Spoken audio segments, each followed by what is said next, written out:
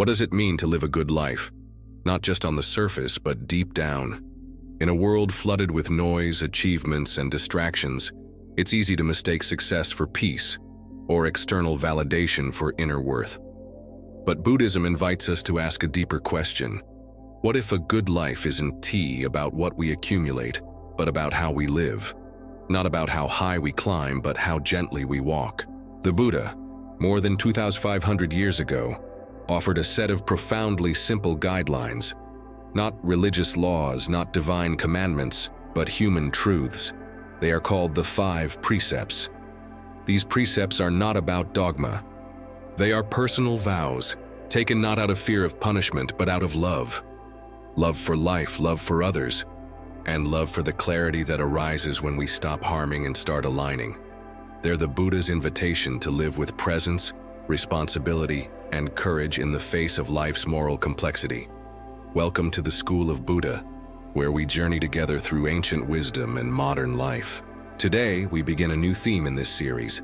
This is Theme 8, based on ethics and morality, and there is no better place to start than the Five Precepts.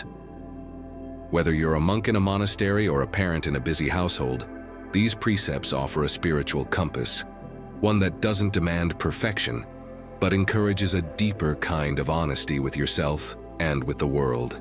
Before we begin, if you are new to this channel, please subscribe to it because this special series covers the foundational teachings of Buddha with modern-day examples. Once you start understanding the key concepts, there is no going back.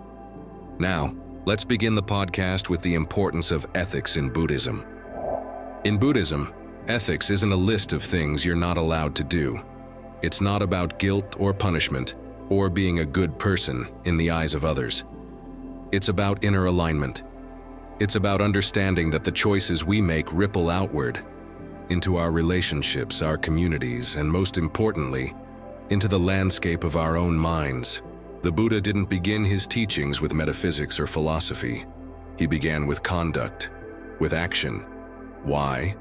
Because unless we take responsibility for how we live, we can never truly quiet the mind or open the heart. Ethical living is the soil in which meditation takes root and wisdom blooms. Without it, everything else becomes unstable, like building a temple on sand. This is why the path to liberation in Buddhism begins with what's called the threefold training: sīla, or ethical conduct, samadhi, or concentration, and paññā, or wisdom. These are not steps you complete one after the other, like a checklist. They are interwoven threads, but it starts with sīla, because without inner clarity and outer responsibility, meditation becomes escapism, and wisdom becomes hollow. Think of your mind like a glass of water. If your actions are rooted in harm, lying, stealing, manipulating, hurting others, that water becomes murky. No matter how still you try to sit, the clarity won't come. But when you live in a way that is honest, gentle, and respectful, your inner world begins to calm. You sleep better. You carry less tension. You stop running from yourself. The water clears. And so, ethics in Buddhism isn't about perfection. It's about awareness. Every time you pause before speaking harshly, or choose not to take what isn't freely given, or tell the truth even when it's uncomfortable, you're training your heart. You're shaping a life that can hold stillness. A life that's easier to live with. A life that causes less harm and opens more space for love. The Five Precepts, which we'll explore in detail in a moment, are the basic building blocks of this kind of life. They are simple, yes, but they are not small. Each one is a commitment to seeing clearly, choosing kindly, and living consciously. They don't ask you to be perfect, they ask you to care, and that in itself is the beginning of awakening. When people first hear about the Five Precepts of Buddhism, they often think they're just moral rules. And in a sense, they are ethical guidelines meant to help us live in harmony with others. But if we look more closely, something deeper is revealed. These precepts are not about limiting your freedom. They're about helping you discover what real freedom actually feels like. Most of the time, we think freedom is the ability to do whatever we want, whenever we want. But Buddhism offers a different view, that true freedom comes not from acting on every desire, but from not being enslaved by desire. The 5 precepts help us step back from the compulsions, the habits, the impulses that keep us trapped in cycles of regret and disconnection. They invite us to pause, to reflect, to respond instead of react. Each precept is a training, not in morality for its own sake, but in mindfulness. We take them not to satisfy a higher power or gain favor in a future life, but to begin cultivating a life that is internally consistent, a life that aligns our actions with our deepest intentions. Think of them like tuning forks. They help us attune our behavior to the vibration of compassion, of clarity, of non-harming. When we live out of alignment, when we harm, lie, take what isn't given, we feel that discord. There's a tension, a dissonance. But when we start honoring these precepts, we find a different rhythm, one that brings a sense of peace we didn't know we were missing. Importantly, the precepts are not commandments. No one is watching to punish you if you break them. You're free to ignore them, but you're also free to explore what life feels like when you don't. When you stop killing, taking, manipulating, deceiving, and intoxicating yourself, what's left? A mind that is clearer, a heart that is softer, a life that is lighter. So as we move through each of the 5 precepts in the coming sections, I invite you to not just listen to them with your mind, but to feel into them with your whole being. Ask yourself, what might change if I actually lived this way? What would it feel like to walk through the world with less harm and more harmony? Because in the end, the 5 precepts are not rules for good behavior. They are invitations to integrity, to freedom, and to a life that becomes a refuge for yourself and for others. Let's explore them one by one. Precept 1. I undertake the training to refrain from killing or harming living beings. At the heart of this first precept lies a radical invitation to reimagine how we relate to life itself, to move through the world with the awareness that every living being, no matter how small or unfamiliar, wants to live, to breathe, to be free from suffering, just like you. It's easy to nod in agreement when we say we shouldn't kill, but the depth of this precept isn't just about refraining from violence. It's about cultivating a reverence for life. That means not only refraining from taking life, but also softening the ways we harm others unintentionally. We harm with our words, with our silence, with our indifference. We harm when we lash out in anger, or when we ignore someone's pain.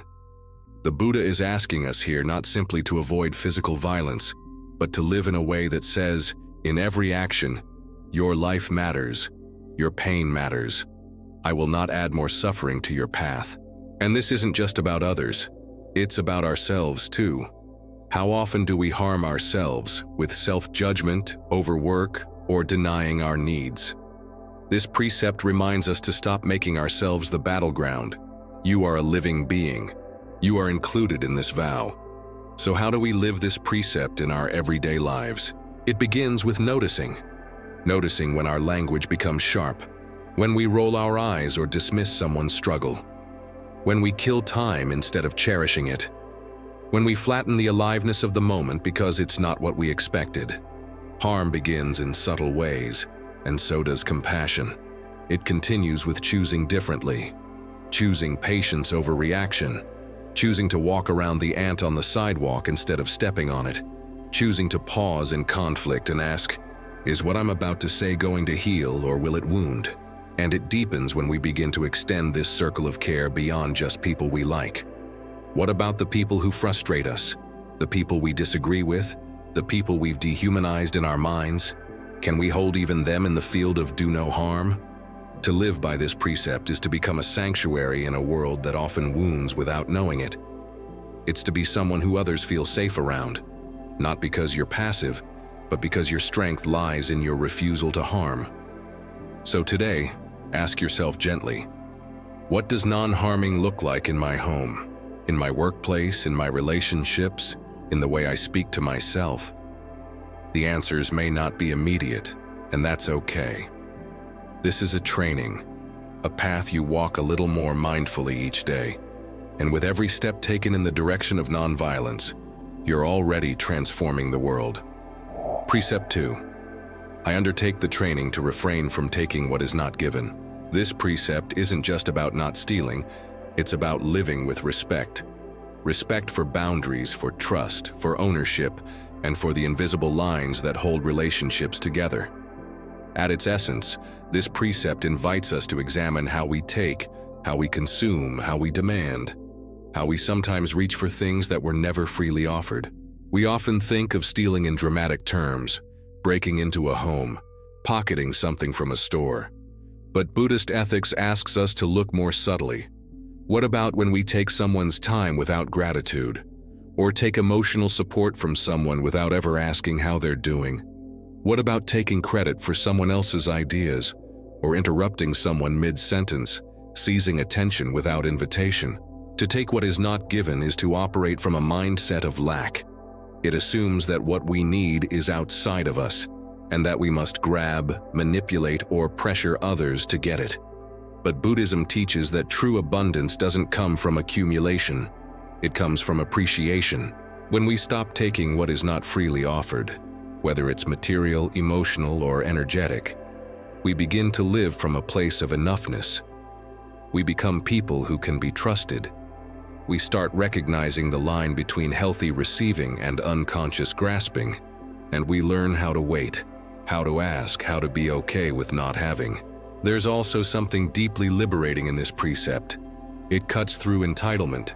It invites us to live simply, to take only what's offered with generosity, and to live in a way that honors the effort and intention behind what we receive. Whether it's a meal, a favor, a gift, or someone's time, can we pause and say thank you? This wasn't owed to me, it was given. That gratitude changes everything. In modern life, this precept challenges our consumer mindset. We live in a culture where we're encouraged to take, to acquire, to own, to get more and more. But when we train ourselves not to take what isn't given, we start to see the joy in sufficiency. We begin to feel how beautiful it is to live lightly, with less greed and more grace. So today, ask yourself, where do I take without asking? Where might I be consuming something, be it attention, energy, or resources, that wasn't freely offered? And just notice. That noticing alone is powerful. Because every time you choose not to take, you're creating space for trust, fairness, and peace to grow. Precept 3. I undertake the training to refrain from sexual misconduct. Among all the precepts, this one often makes people shift in their seats. Not because it's irrelevant, but because it's deeply personal. It touches the raw nerve of how we connect, how we desire, how we love, and sometimes, how we hurt.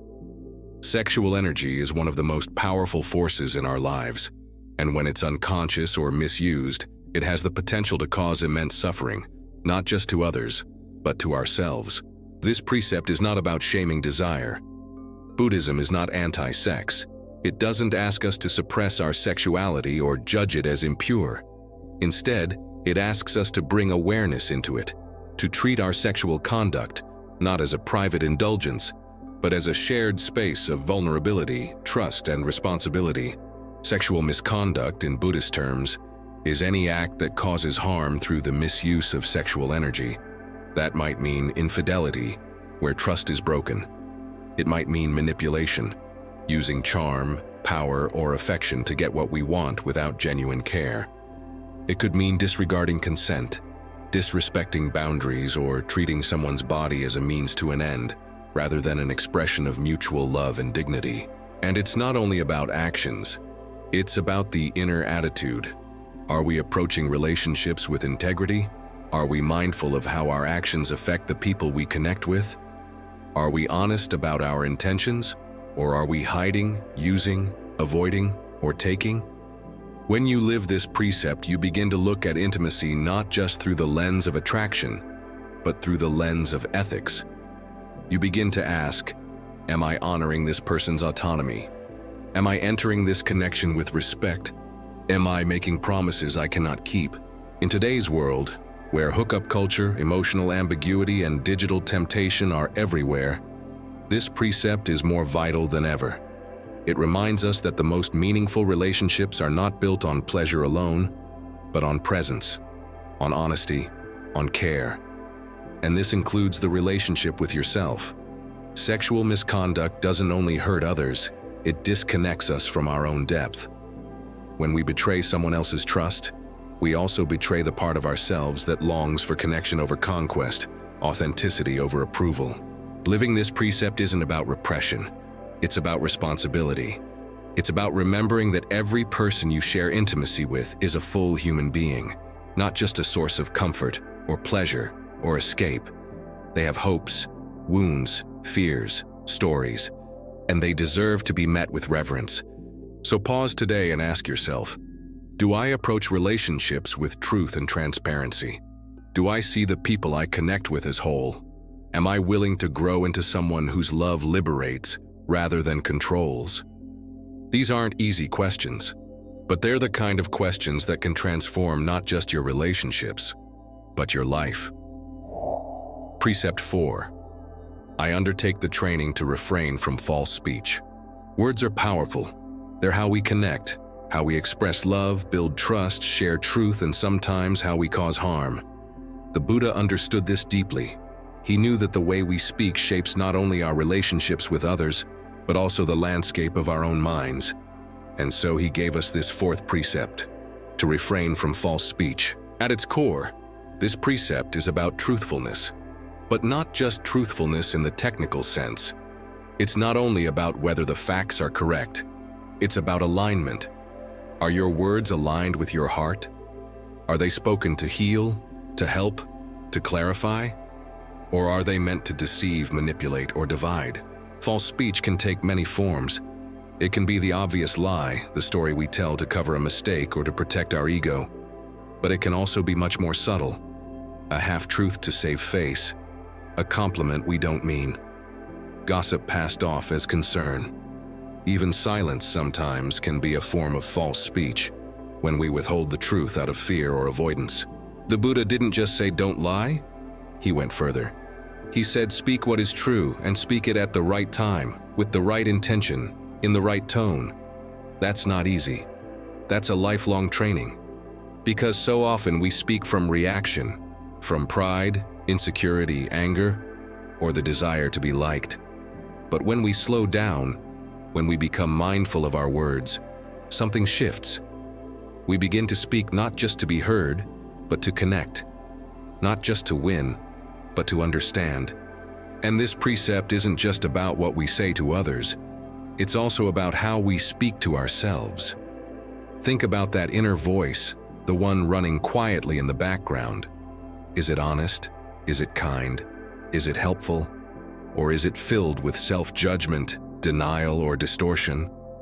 False speech within becomes a false self outside. So the practice begins here, at home, in the heart.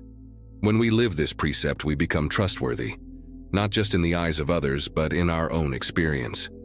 There's a special kind of peace that arises when you know you speak with integrity. You don't have to remember your lies. You don't have to manage facades. You simply show up with truth even when it's hard.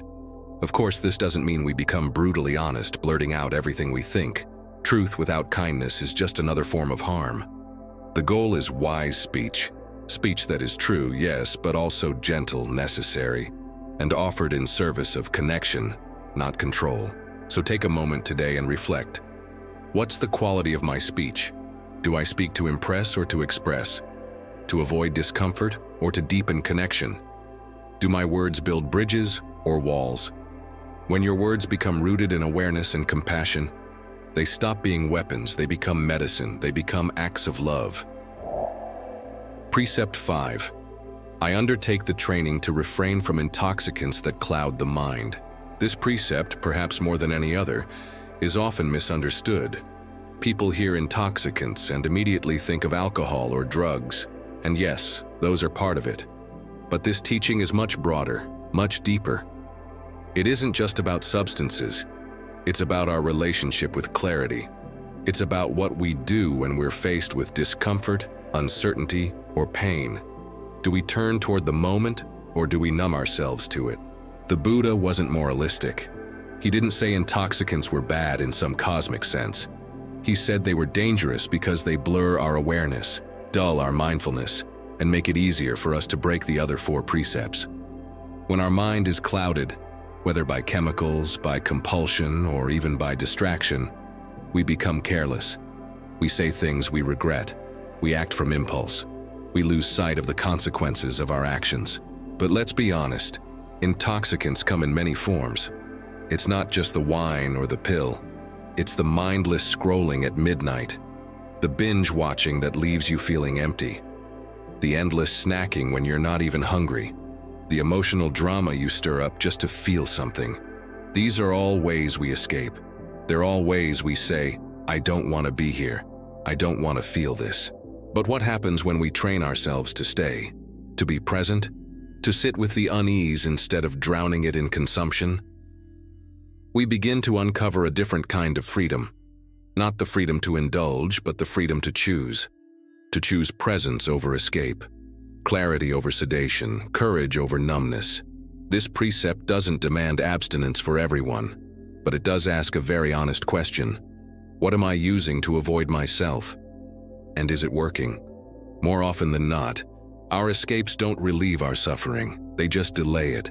And when they become habits, they become chains. Living this precept is about honoring your mind. It's saying, this awareness, this consciousness is sacred. I will not pollute it. It's about learning how to stay with yourself, especially when it's hard. It's about realizing that clarity is not always comfortable, but it's always empowering. When we refrain from intoxicants, we start to reclaim our attention, our energy, our choice. We stop sleepwalking through life.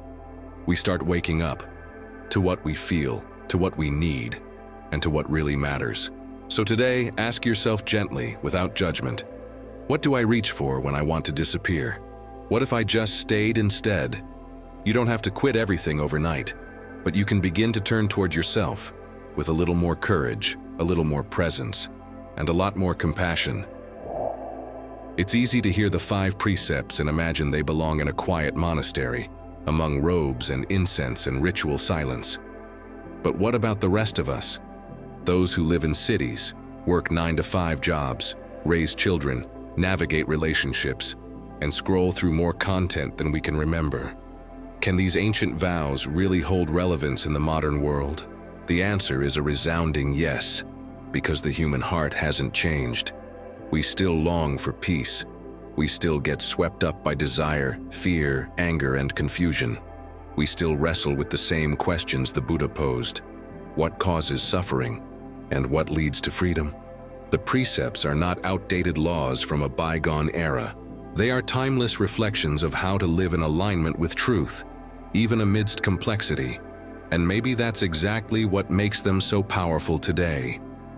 In a world that rewards speed, the precepts ask us to slow down.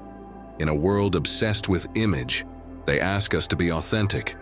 In a world of blurred boundaries, they ask us to act with care. In a world drowning in noise, they offer clarity. They are not burdens. They are anchors. They help us return to ourselves when we feel scattered, reactive, or lost. Practicing them doesn't require perfection. You don't have to withdraw from life. You just have to pay attention. Maybe it means catching yourself before speaking a harsh word, or pausing when tempted to take more than you need, or noticing when you're reaching for a screen, a snack, or a distraction, not out of need, but out of avoidance. In those tiny pauses, those soft shifts, you are practicing the precepts. You are transforming your life from the inside out. And here's something even more beautiful. When you live by the precepts, you start to feel lighter. You no longer carry the weight of dishonesty, harm, guilt, or disconnection. People begin to trust you, not because you're perfect, but because you're real. Your presence begins to feel safe. And slowly, without forcing anything, you become a refuge. Not just for yourself, but for others too. So no, you don't need to be a monk. You just need to be sincere. The precepts are not about moral superiority. They are about humility, about the quiet, brave choice to say, I want to cause less harm. I want to live with more heart. That choice, made over and over again, is what turns these 5 simple vows into a path of deep personal transformation. There's a beautiful teaching in Buddhism that compares the spiritual path to a great tree. The roots are ethics, meaning sīla. The trunk is concentration, meaning samadhi. The fruit is wisdom, meaning panya. And just like any living tree, if the roots are weak or rotting, the whole structure becomes fragile, vulnerable to storms. The same way, if our lives aren't grounded in ethical integrity, even the most disciplined meditation practice, even the highest spiritual ideals, can easily collapse. We live in a world that often rewards cleverness over character, image over substance, performance over principle. But wisdom without ethics becomes cold. Insight without compassion can turn into arrogance, and even peace, if it is built on denial or self-deception, will eventually fall apart. That's why the Buddha placed sīla, ethical conduct, as the very foundation of the path. Not because it's flashy or profound, but because it is stable, because it is honest. And here's the profound truth. Ethics in Buddhism isn't about punishment or virtue signaling. It's about liberation. When you stop lying, you no longer need to manage a web of stories. When you stop harming, you stop fearing retaliation. When you stop taking what isn't given, you stop feeding the hunger of always needing more. The less you cling, the more you let go. And the more you let go, the freer you become. So in this light, the precepts are not restrictions. They are doors. They open us to a life that feels coherent, a life where our outer behavior matches our inner values, where our words, actions, and thoughts are aligned in harmony. And from that harmony, a deep peace emerges, a kind of peace that doesn't depend on having everything figured out, but simply on living truthfully. And this is what makes the 5 precepts so revolutionary. They're not about conforming to a moral code out of obligation. They are expressions of love. Love for clarity, for kindness, for the kind of freedom that can only come when you stop running from yourself. So if you're wondering where to begin your spiritual practice, not with long meditations, not with lofty philosophy, begin here, with sīla, with how you live. Because in that simple daily decision to live ethically, you are planting the seeds of your own awakening. As we come to the close of today's journey, I invite you to pause, not just to reflect, but to feel. Feel the quiet strength that arises when you live a life you don't have to apologize for. A life that doesn't rely on secrets or shortcuts. A life that rests peacefully in the knowing that you are doing your best to cause less harm and offer more kindness in a world that desperately needs both. The 5 precepts are not about being pure. They're about being present. They are small daily choices, often unseen by the world, but deeply felt in the heart. They are the choice to speak truthfully when it would be easier to lie, to walk away from harm even when anger tempts you, to honor a boundary when desire pushes you to ignore it, to pause before reaching for something you haven't been offered, and to stay awake, especially when you most want to numb out. You don't have to get it all right. That's not the point. The path isn't straight. There will be moments you forget, fall, or act in ways that don't align. And that's okay, because each precept is a practice, and each new moment is a chance to begin again. The power of the precepts doesn't lie in their perfection. It lies in your willingness to return to them, gently, honestly, wholeheartedly.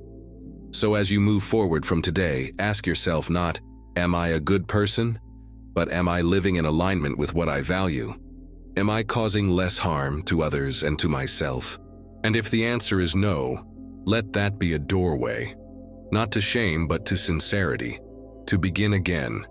Because that's what this path is. It's not about performance, it's about practice.